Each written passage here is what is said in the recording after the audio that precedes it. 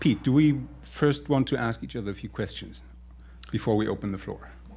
I'm happy to do so. Me too. I would like to see how you're going to delimit the boundaries of those affordances and the relation that those affordances imply between the robot and the world. That is, at the moment you talked about affordances in terms of graspability, walk-on ability. What I'm particularly interested in is what one might call social affordances, namely, what do human beings offer us in terms of communication? Now, I'm sure this is too big a problem, but I just want to at least mark out that at the moment the domain of action is one way, but then the issues about what happens when feeling comes into things, and I'm not divorcing feeling from action, but it's got a complicated relation, seems to be very important for communication and understanding. As far as I know, the concept of social affordances is out there, but not widely researched. I think this is a fascinating point you're making. It goes to show that, in all likelihood, this idea of perception for action extends to the field of interaction. How this would pan out, I don't know. I haven't thought that far yet. I'll be certainly exploring that in the future, but at the moment I cannot answer that. Can I ask you? We can make like one each, right? Okay. It's a give and take. Do autistic children understand pointing? You mentioned that they point, but to what extent do they understand pointing?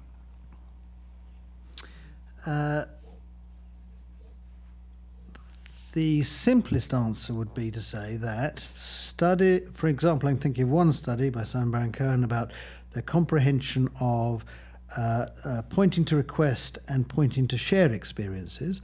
So the pointing to request would be Wendelin. All right, so I know you need more of a context, but I'm basically asking for something. You can set it up so it's obvious enough. Whereas I think Simon had something about pointing out the window and then looking to Wendelin and looking up there. And his conclusion from this was that the children could understand pointing for requesting but not pointing for sharing. And there are circumstances in which that seems to ring true, that actually if you're communicating with many children with autism, and one always has to have a qualification, the formulation children with autism don't X is nearly always wrong.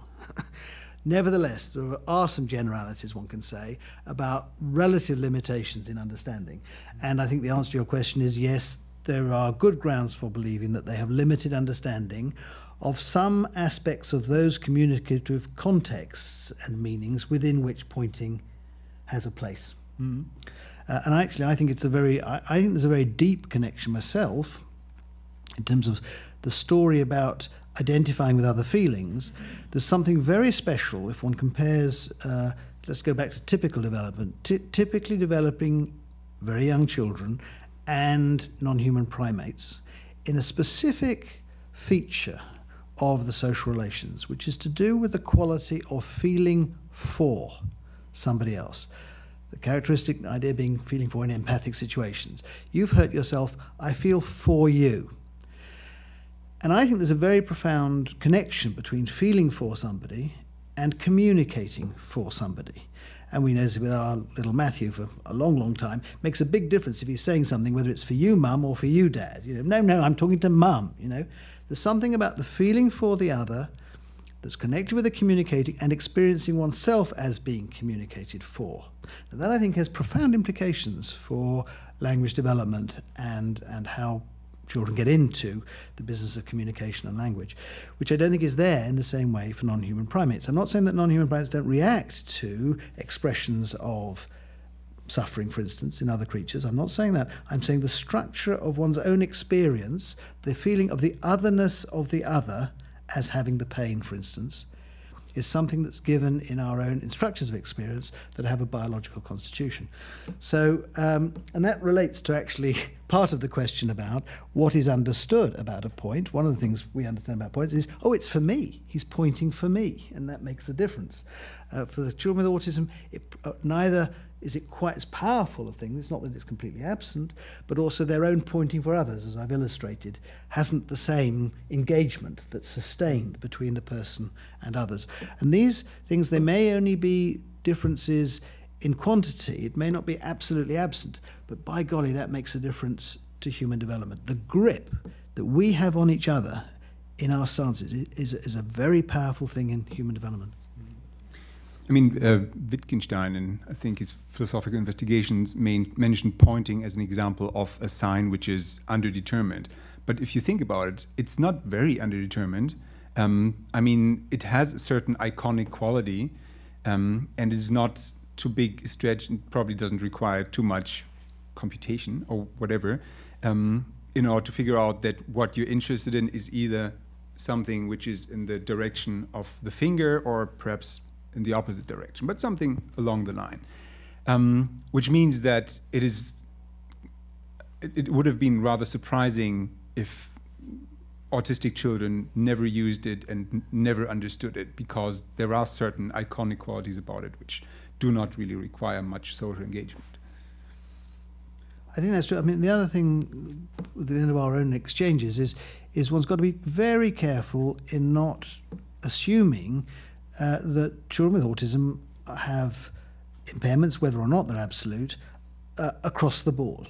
That there's some important areas where they have particular difficulty and areas where they have particular strengths. For instance, in the recognition of action, children with autism are really relatively good at perceiving action. For instance, in biomechanical dots of light presented on the screen, they can see that person is kicking something or pulling something or raising something. But if you show emotional expressions, what they're liable to do is to see the action side of thing and not the subjective experience. So one example is we were presenting dots of light to kids with autism, and one of them you saw in a dot of light form, that is as if I'm just outlined by dots of light, a person doing this. And the prototypical response of the children without autism was the person is feeling itchy. The prototypical response of the children with autism is the person is scratching. Okay? So the issue of getting into the subjective experience of the individual can be different. Now, and the point about pointing and action, it's not that they haven't got bases for understanding aspects of our shared social world, and pointing may come into this, particularly pointing for requesting. However, that's partial. Now you've talked so much, so I get to ask another question. Oh. Okay? Which doesn't make sense, but anyway, I get to ask the question. You had a few objections against Leslie, and you mentioned that his theory is inferentialist, it's individualistic, it sees the mind as an attribute of a person and not as something between persons. And I have to say, I agree with you. I think I agree with you on all points, but you also know that I subscribe to a broadly understood computational model of the mind. So I want to ask you to nail it down a bit. Is your objection against Leslie one against computation per se, or do you think he has misused or kind of wrong conception about how computation is used in the mind? What is it? Well, I'm glad you asked, because I'm not against computation as such, and you made a formulation which I absolutely agree with. There's no alternative to saying that part of what is going on in the brain is computation. No problem at all with that. What I do have a problem with are accounts of development, of human development, and indeed accounts of the development of children with autism that leave out what I consider to be the most important parts of the story. And I think computationists have occupational hazards. Their occupational hazards arise from the fact that they've been dealing with computers. Now, I think you're, to some extent, managing to shrug off some of those limitations, but the idea of this computer sitting there kind of just churning around its representations without the appropriate relations with the world, which embodied cognition gives you, without a notion of situated cognition and distributed cognition, actually leaving out the most important things. Now, if you're thinking about children with autism, so what I'm saying, let's go back now, I'm saying that I think Kanner was essentially right. That yes, they have these computational difficulties, but the source of those computational difficulties entail an account of the development of these children with reference to typical development, where you see the importance of social engagement, of feeling, non-inferential empathy, and all that goes with it. Without understanding that, you won't understand the nature of their thinking difficulties and their language difficulties. But so too, this has implications, I think, for thinking about computers. You know, the symbol grounding problem is no small problem. It's not, and linking up representations in computers with what they mean in the world is not a small problem. And the reason that we crack it is because we have relations with the world of various kinds, and a developmental story that ultimately yields our capacity for using arbitrary signifiers to symbolize objects and events. That is where we arrive at, but it's on the basis of all this background, and the computers haven't got that background, and insofar as they haven't, they will never be able to do other than manipulate meaningless squiggles that we can interpret as symbols.